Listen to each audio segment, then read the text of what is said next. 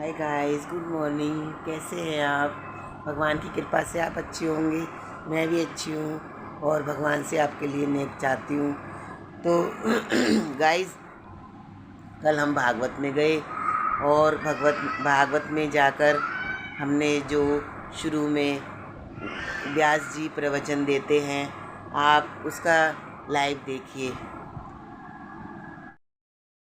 यह जानना चाहते हैं तो यहाँ भगवान कपिल कहते हैं तितिक्षवः कारुणिका सुहृदा सर्वदेहिनां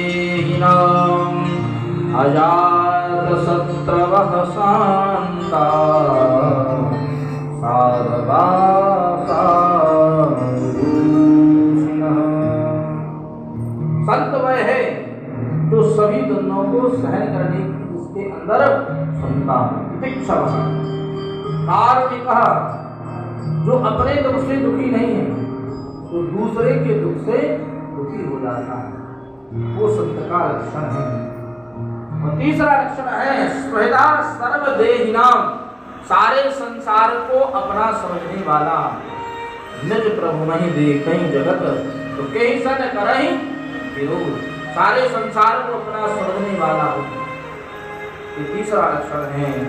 और चौथा लक्षण है अजात शत्रवः,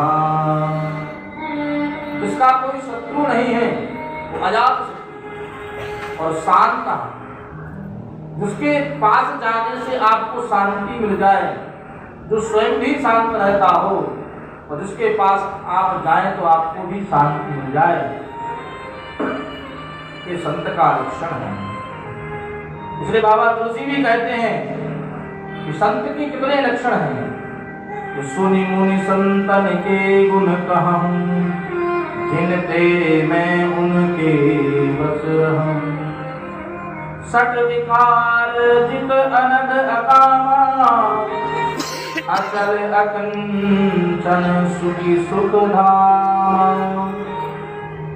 सट विकार जिनके अंदर है ही नहीं, जिनके अंदर धन का कोई लोभ नहीं है, जो सुख के धाम है, ऐसे संतों का सेवन करना चाहिए, उनके पास में जाना चाहिए।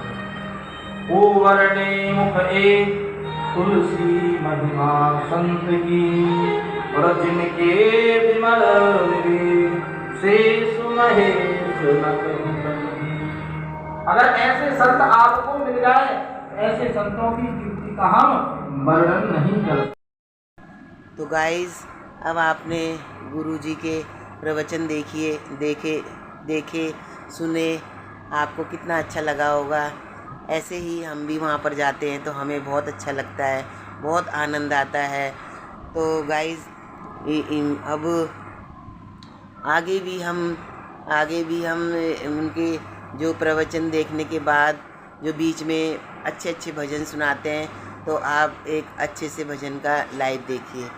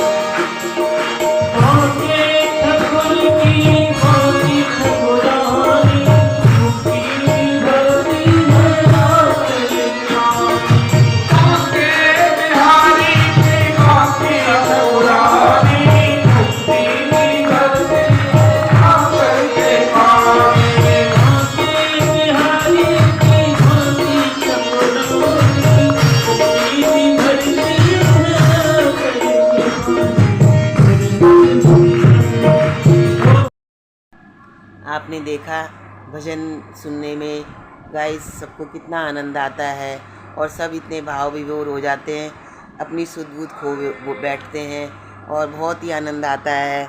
और जो गुरुजी प्रवचन बताते हैं उसमें भी बहुत आनंद आता है और सभी को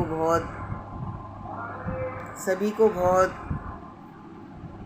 ज्ञानमयी बातों का प्रभाव पड़ता है और बहुत ही लोग मतलब खुशी से अपने उसका भागवत का रसपान करते हैं।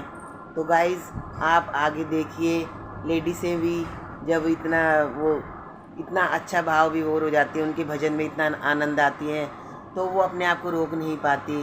देखो गाइज़ लेडीज़ें कितने भाव विभोर होकर डांस कर रही हैं, आप उसका लाइव देखिए।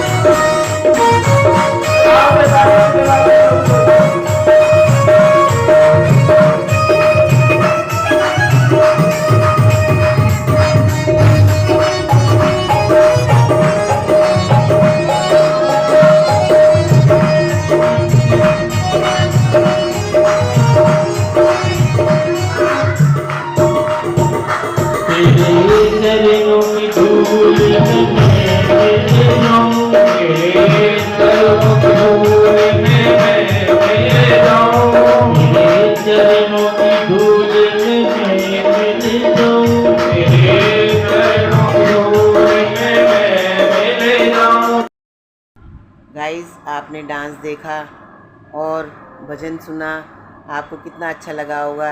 ऐसे ही हम वहाँ जितनी देर बैठे रहते हैं हमें बहुत आनंद आता है। ऐसा लगता है मानो कभी